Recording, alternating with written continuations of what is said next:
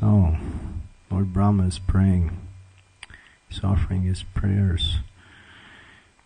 In the verse before the two verses we just read, Brahma has prayed that he's endowed with great power. And he speaks about the nature of the absolute truth and the different universes and the opulences and the unlimitedness of all existence. Here, Brahma is saying something that is really amazing. That Brahma is really what we might say the most intelligent. When we think of intelligent beings, we have to think of Lord Brahma. He has such great intelligence that he's been given the charge to create or put in place all the forms and all the permutations that exist within the universes, in his universe. He's empowered to do such great service. Imagine such responsibility. And we have to manage a temple, or we have to manage a household, or we have to manage our bank accounts, or we have to manage something. But to manage the universe, and his management means that it has to work according to Krishna's direction. If things get out of line, ultimately his servants, the demigods, are responsible to reorganize things accordingly. And if they can't do it, then he has to do it himself, Brahma. So he has his own, what we say, servants, demigods, who do everything by his direction. But in the beginning, he put everything in place. Such great intelligence. Now, he's with such big responsibility, with such great intelligence, and he's good. He does it right. And if things go wrong, he puts it back in place. So he gets a lot of credit for being Lord Brahma. But he's saying that it's only by the grace of the Lord that I can do this work. This is amazing. When you don't do really much, you can try to say, well, yes, it's God's grace. When you do something great, the tendency is to start to think in terms of myself as being the doer. Because actually, if we analyze it from our limited perspective, it's my intelligence, my facilities, and I'm actually in doing it. I'm actually, because of me, it's being carried out, and the results are actually due to me. This is called false ego. False ego is the most subtlest of all, what we say, conceptions of material contamination. It's the most subtlest, but it's the most powerful. The more subtle you get, the more powerful it gets, in the sense that it can't even be seen. It is so powerful. If something can be recognized easily, and it's not as powerful. If something deviant can be recognized, it's not as powerful as something that is unrecognizable. So in the same way, this false ego is so strong. But Brahma, he constantly worships the Lord with such prayers. But even he sometimes gets, what we say, overcome by his own illusion. It's like we know the story from Srimad Bhagavatam. Wonderful story. One of the most beautiful pastimes in the entire Srimad Bhagavatam. It was the last pastime that Srila Prabhupada wrote on before he departed from this world. Brahma Mohan Lila. What was that Lila? If you read that Lila, and you read Srila Prabhupada's purports, Prabhupada puts so much feelings into this particular Lila, describing it with such devotion and such detail. But Brahma, he saw Krishna kill this powerful demon, Aghasura. Huge, monstrous demon. His mouth, when he opened his mouth, he was a snake, a huge snake. He was sent by Kamsa to destroy Krishna. And he opened his mouth really wide. It was 8 miles high. Now that's high. And we don't see such demons nowadays. Nowadays they're about 5 feet 6, maybe 6 feet 2, or maybe they get up to 6'6". I don't know. But usually, such demons don't exist, at least within our range of perception. But this powerful demon, he came. And he was actually really vengeful against Krishna. He had his own, grudge against Krishna. Krishna killed his brother and his sister. His sister was Putana witch, and his brother was Bakasura. So he was really eager to do the service of killing Krishna. So he was enthusiastic. So he laid down on this path, and he opened his mouth so wide. Cowherd boys were playing with Krishna. And they just looked, and they saw, oh, look, there's a cave there. Let's go run into the cave. And some of the boys said, no, it's not a cave, it's a demon. It's all right. Krishna saved us before. He'll save us again. There's nothing to worry about. So, somehow or other it mentions that Krishna's attention was somehow slightly diverted. And then the cowherd boys took the opportunity and ran into the mouth of the demon. And then they were there, and they were playing around, but the demon was waiting for Krishna to come in. He kept his mouth open. So when Krishna walked, finally when he saw, this is an interesting part of the pastime, because the acharyas describe, at least Srila Prabhupada describes, using the acharya's statement that when Krishna saw what had happened, when all his little friends, his cowherd friends, ran into the mouth of the demon, he said Krishna became bewildered. Now how's that possible? The Supreme Personality of Godhead, who bewilders everyone through his energies, and his energies cannot bewilder him. They work under his direction. Sometimes we have energies, but they bewilder us also. But Krishna is not like that. His energies are always subordinate to him in all respects. But when he saw what was happening, he actually, as apparently mentioned, he became bewildered. Why is it mentioned that? Did he actually become bewildered? Actually, no. But the acharyas make that statement, and Krishna was performing that, bewilderment pastime, just to show the conditioned souls that Maya is so strong it can even bewilder me. It can. But he wanted to demonstrate just how powerful Maya's bewildering power is. So then Krishna became unbewildered, and then he ran into the mouth also, and then when he went in there, the demon closed his mouth. And then Krishna took the opportunity to kill the demon, and he came out of the top of his head, and then this demon's soul merged into Krishna's body. At first it went straight up into the sky, and then it didn't. Everyone saw his soul go right into the body of Krishna. Brahma saw that. He was amazed. Who is this cowherd boy? Brahma was somewhat bewildered. Who is this cow? He didn't recognize it as his master, the Supreme Personality of Godhead. So he decided to play a trick on Krishna. He decided to play a trick, just to test Krishna. So Krishna was a little later on, they just had a nice picnic, because after killing the demon, you celebrate. Right? So they sat down, and they all sitting there, and they were having lunch on the banks of the Jamuna. And the cows were there, and the calves were there, and Krishna was there, and they were having a good time. They were feeding each other by taking the food from each other's lunch pail and put it in each other's mouth, enjoying each other's association so nicely. Sometimes one cowherd boy would look at Krishna and say, what did Mother Yasoda make for you? And then they would look in there, and then they would steal his lunch. Or sometimes they'd look into another cowherd boy's lunch pail, and they would say, ooh,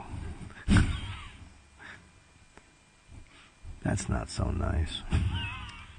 They would just play with each other, make fun of each other. So they're always having a good time, joking and laughing. And Krishna's always the center, and Krishna's enjoying being ridiculed by his friends also. This is Vrindavan.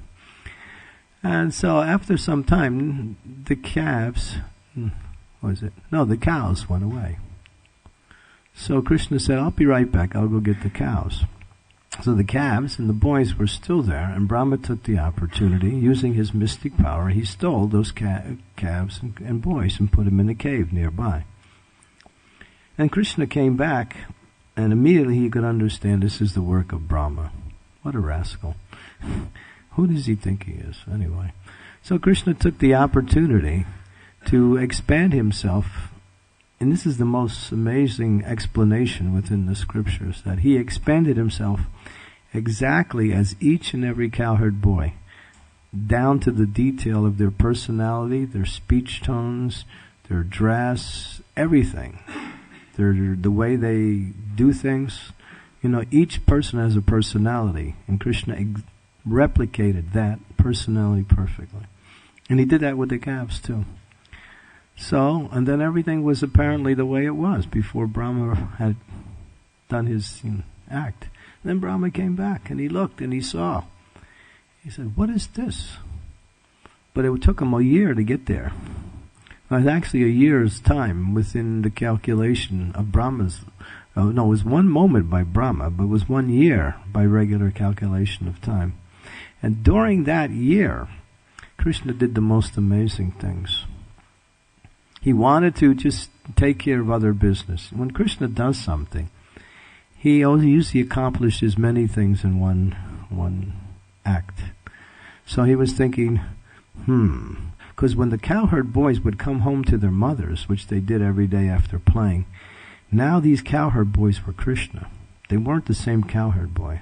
And when the mothers saw the cowherd boys, they become so attracted to their own children that their love for their children was reaching such heights of emotion that they couldn't understand it. They were bewildered by their own love for their children. We're never feeling such love for our children like this before. What is this?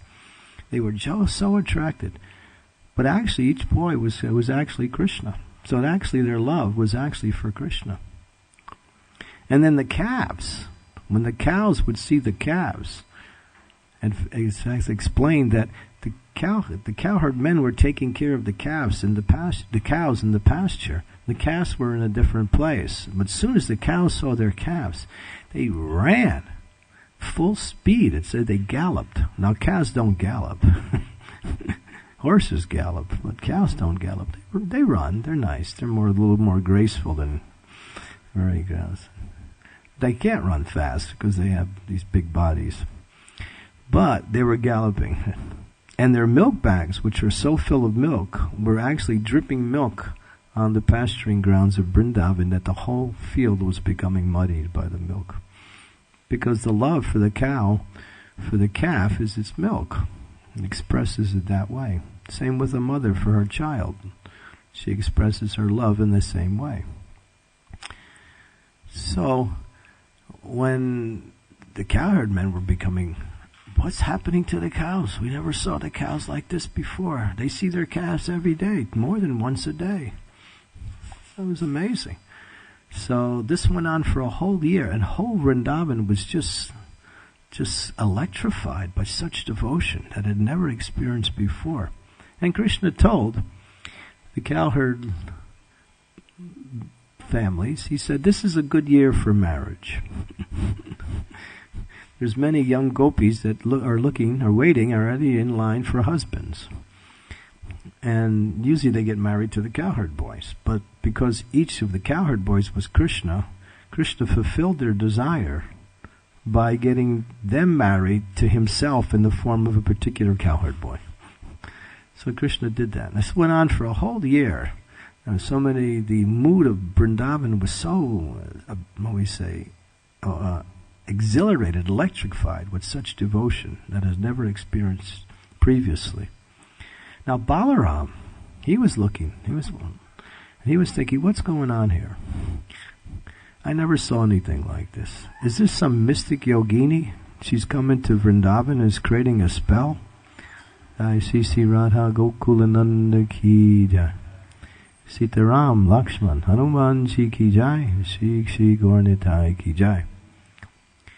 So Balaram, he was apparently bewildered by Krishna's, Maya, or Yoga Maya. And he was thinking, I never saw this before. What's going on here? Is this some mystic yogini came into Vrindavan and is doing all these spells? Then he was thinking, maybe it's Krishna. Krishna's doing this. It's got to be Krishna.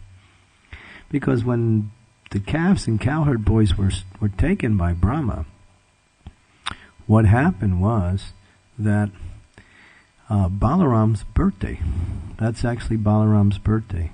So when we celebrate the Balaram's appearance day in August, usually, in August, that's the day of the Brahma Mohan Leela. We can also celebrate that Leela on that same day. So, Balaram, and Krishna told him the whole thing, revealed everything to Balaram. And then the year was up, and Brahma decided after one moment of his time, which was 1 year, he came back, and he was looking, and he saw the same scene was there on the banks of the Jamuna as it was before he even did anything. So he was bewildered. So he ran into the cave just to see. And the boys and calves were in the cave, in the sleep, in the slumber that he put them in. He ran back, he saw them again. He ran back again. He didn't know what was happening. The supreme creator within the universe, Brahma, whose intelligence is so great, became bewildered. And then finally, after some time, he started to realize within his heart that this must be my worshipful Lord, Lord Shri Krishna himself.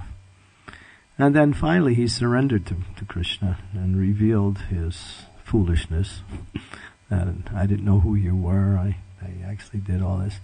And Krishna was not so impressed by Brahma's prayers. You can actually see the picture. Krishna's eating something, and the big-headed Brahma with his four heads, and Krishna's just looking in another direction like, I'd rather play with my cowherd friends than waste time with you, Krishna wasn't so much inspired.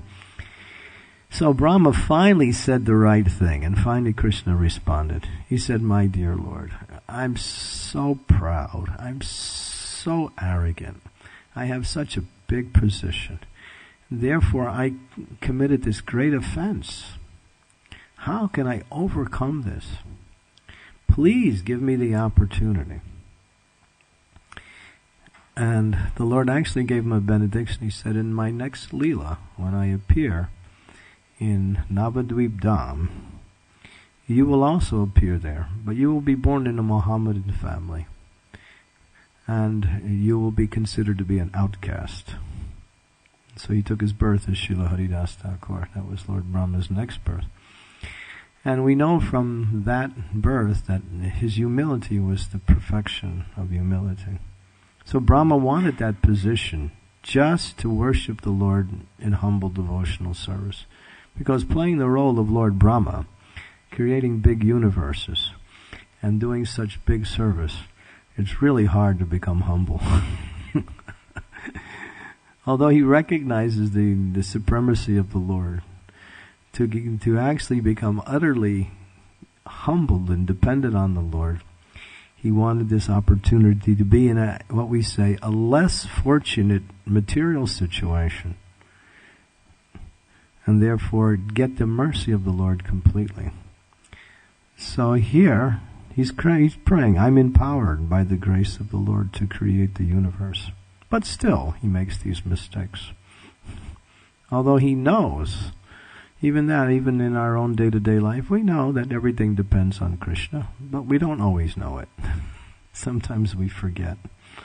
Sometimes we get into this illusion that, I'm the doer. But Bhagavad Gita explains, what is this idea? First, Krishna in Bhagavad Gita says, I'm not the doer. And then he says, you're not the doer. In the 18th chapter, in one verse in the 18th chapter, he says, the living entity actually is the doer. But in another place, he says the living entity is not the doer. So, and then Krishna says, I'm the doer, but then in another place, he says, I'm not the doer. Prakriti kriyamanani guni karmani guna karmani sarvasyaha ahankara vimudātma kartaham iti manyate. That the bewildered conditioned soul under the influence of the material energy thinks themselves actually doing activities. But the results of the activities are carried out by material energy for materialistic activities and by this mercy of the Lord through the process of devotional service for devotees. It's not the same energy. But when we start to take the position of, or take the credit for being the doer, we actually enter into this consciousness of false ego. Therefore, this is a very essential principle of devotional service, to always be, this is one of the 6 symptoms of the surrender, to always be dependent on the mercy of the Lord. And that's the success of our movement. Prabhupada would say, he said to his devotees, he said, we could take over the whole world in 18 days, but you're not ready. That means you're not fully surrendered. The more we surrender, the energy and mercy of the Lord works through the person, and the person can do wonderful things on behalf of the Supreme Personality of Godhead. Therefore, it explains that there's one verse in the Chaitanya Charitamrita, I think it's in chapter number 14, we don't have that here. Yeah. It says that simply by remembering Lord Chaitanya, the most difficult things become easily carried out. And one who forgets Lord Chaitanya, even the simplest things become difficult. So Lord Brahma, he has a big position. He's got great intelligence. But in his heart, he always remembers the Lord. And sometimes he forgets. Sometimes he does forget. And there's many instances in the life of Lord Brahma that it even explains in the Srimad Bhagavatam, I think it's in the 3rd canto, I'm not sure what chapter, 28th or 29th chapter, that because Lord Brahma, he goes to the spiritual world at the end of his life, but he can't stay there, he has to come back again, because he's still under the conception that he's Lord Brahma. Yeah, it's in the Srimad Bhagavatam, I can find the verse. It's amazing that, now this is interesting, sometimes devotees are somewhat shy in thinking, well, I shouldn't do big things, because if I do, my false ego will increase, right? Let me just remain very simple and do simple service. That way I can always remain humble and always be in the best position. But at the same time, Prabhupada is pushing us all. Preach, do more, surrender more, do more. Like that. And why? Because Prabhupada wants to use the devotees to spread Krishna consciousness. And therefore, there is a great responsibility for each and every one of us to become Krishna conscious and to use whatever talents and abilities Krishna has, intelligence, to be an instrument for the mercy of Lord Chaitanya to spread this movement to others. So it's almost like a dichotomy. If you do big things, you become proud, but you still have to do big things.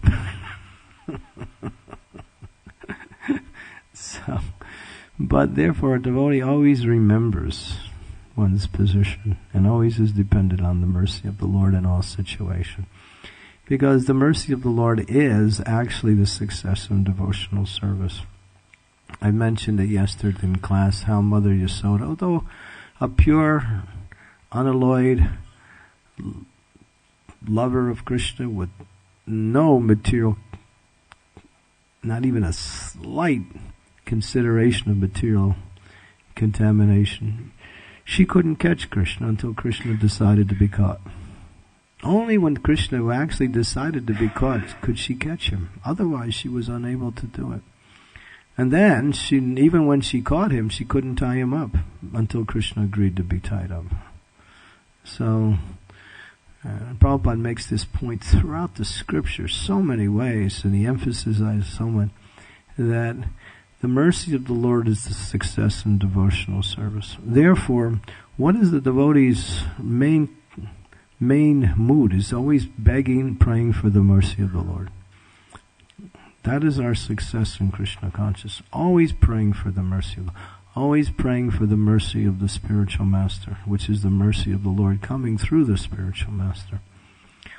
And that prayer, sincere prayer, the prayer has to be sincere. Because when it's less than sincere, Krishna will still give you options for other things. When you sincerely pray for the mercy of the Lord, sometimes it takes one to be smashed by Maya to pray like that. We don't have to go through that. We don't have to get smashed by Maya to actually be pray. We can learn from other people who've been smashed, and we can learn from the examples of the great souls who would teach us by the examples in their own lives that success really means the mercy of the Lord. So a devotee is a beggar. You may be a crorepati, but still you're a beggar. You may have so many material opulences, but in the face of success in execution devotional service, we're always begging, praying for the mercy of the Lord. And that mercy, Krishna likes to give it. And when giving it, he's also giving himself. Because when you get Krishna, then you get the full mercy of the Lord. Because Krishna's mercy comes with Krishna. So Brahma, he's got a big post. Don't aspire for the platform of Lord Brahma. You can get that position if you want, by performing so many austerities and penances, and you can become a Lord Brahma. It's not, but we actually, just like it's explained, Prabhupada mentions that what is really the aspiration of a devotee in a practical sense of one's devotional service. He says many of the children that are born in our movement are actually coming from the higher planets. There are demigods coming into our movement in the form of our children. And they're praying, let me take birth in Lord Chaitanya's movement so I can engage in the Sankirtan movement. Prabhupada said they're lining up to take birth in ISKCON. Why? Because to have the opportunity to get the mercy of Lord Chaitanya directly through the Sankirtan movement is the greatest benediction. So that's the mercy of the Lord. To take part in the Sankirtan movement and to preach, to glorify the Lord by engaging in devotional service, especially Harinam Sankirtan. I know London, we go out practically I know Soho Street goes out every day, does Harinam. Also on Saturday night, which is tonight, right? Today's Saturday, isn't it? That'll be a nice Harinam. So this is the way to taste the happiness in Krishna consciousness and to actually give that same mercy to the fallen conditioned souls in London. And boy, is London fallen. It is one of the most fallen places. I think you might have to rename this place. We can add it to one of the 28 hells. We can call it, make it the 29th hell. Some places in London, people look like from a different planet, and it's not Swargaloka either. It's such sense gratification, So they're conditioned, they're spirit souls too, they're suffering. And Harinam Sankirtan is all attractive. It's the most attractive. Prasadam and Harinam. Philosophy, that's for a few people. Not everyone can handle philosophy. They get bewildered. What is this stuff you're talking about? Give them some Prasadam, some Harinam, they're happy. And then after that, after a while, with a sufficient amounts of heavy dosage of Harinam and some Prasadam, they'll say, maybe I should read this book here. And the consciousness starts to come back to a little bit normal again. So, because they cannot understand this philosophy, and too much, what we say, bad experiences So this is the mercy of the devotees. The devotees want to give the mercy in the form. So Lord Brahma, he performs his service in such a way as the Lord is pleased. And in the same way we want to please the Lord by spreading Krishna consciousness to others. Okay, any questions, comments?